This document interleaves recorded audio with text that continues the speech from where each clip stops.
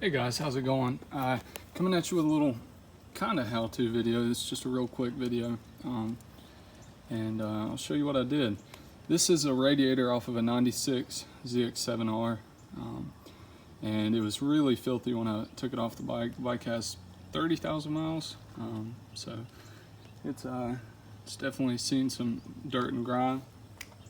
But show you what I used. I used this Purple Power aluminum brightener, and I coated it probably 4, maybe 5 times, and it really got all the stuff out. I used all kinds of stuff before this. I used condenser cleaner,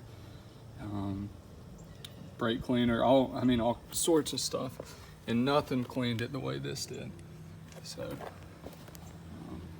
yeah, if you got an old aluminum radiator off of a older bike or something, definitely give it a shot, because I'll put a little before picture in so you can see it really cleaned it up.